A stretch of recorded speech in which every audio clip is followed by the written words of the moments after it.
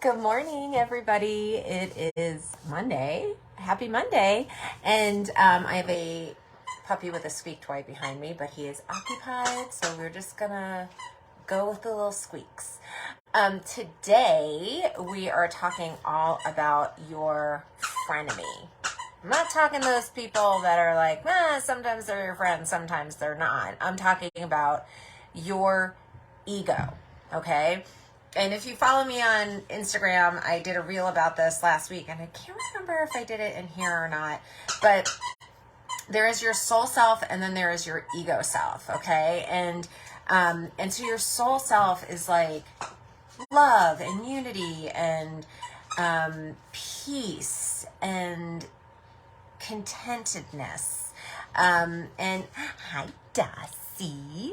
And then we have our ego self. Okay. And so our ego is both our friend and our enemy. It is our frenemy. And here's why.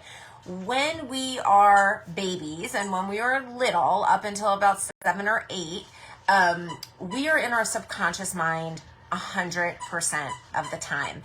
That is, as a reminder, your feelings, your dreams, creativity, your spiritual connection, all of your body functions. And so we're in that space 100% of the time when we are little.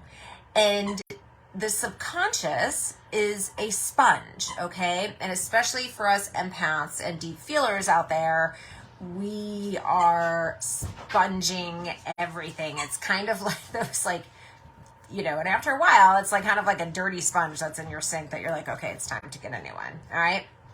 But because it's like a sponge, we are constantly taking in information. It's taking in everything, the good stuff, the bad stuff, the ugly stuff, the trauma, all of it. And it is carrying, it's literally like a carry-all for all of your experiences that you have ever had. And it records it, okay? And so there's actually, but we don't remember everything, but it stores everything, all right?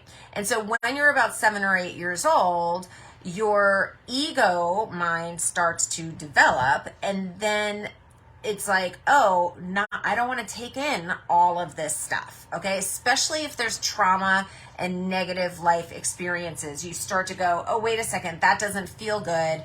I'm going to create some safety and create a belief and then a behavior stemmed from that belief, okay, to protect yourself and to keep yourself safe, okay? So your ego is also, hi, Joanne. Your ego is also, I just lost what I was saying because I said hello to somebody. It's a survival mechanism, okay? And so it's survival. Super awesome. We need it. We need to create these constructs in order to keep us safe.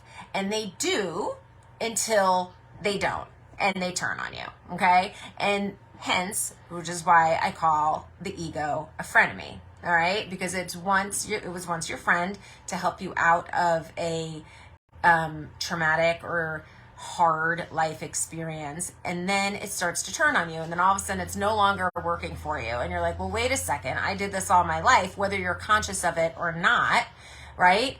That you have to exactly talk about it. But then you're like, okay, shit, I got to come up with some different tools, because all of a sudden that survival mechanism is like turning on you. All right. It's kind of like, I always like to use the analogy. It's like a brick wall. All right.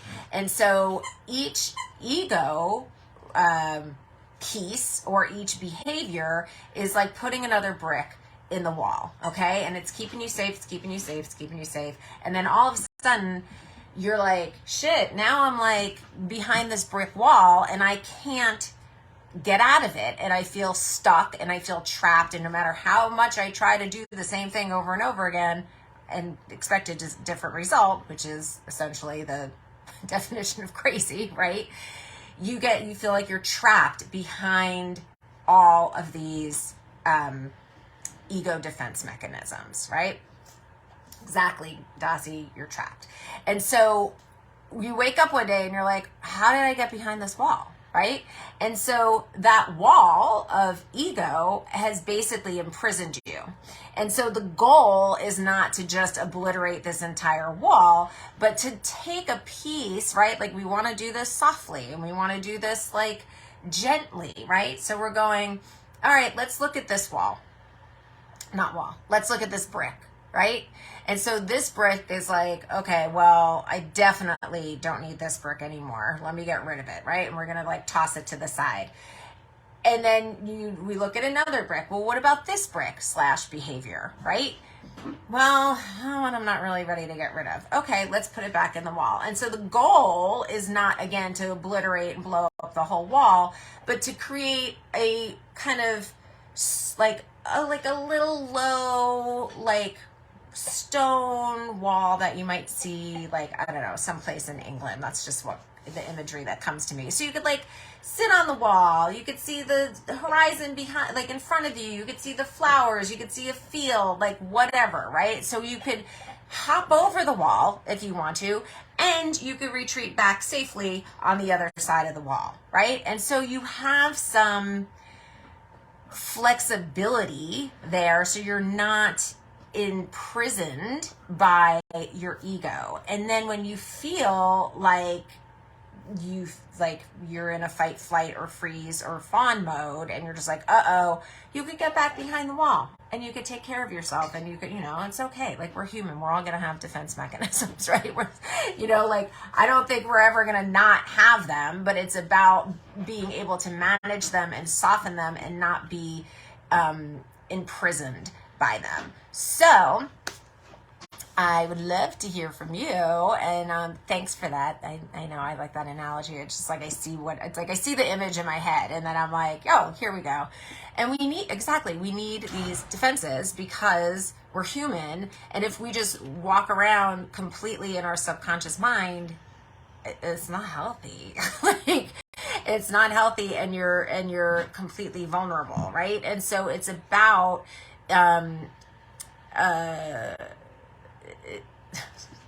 these phones with these things that pop up are like not good for people like me, who I'm like, what was that? Now I just lost my train of thought.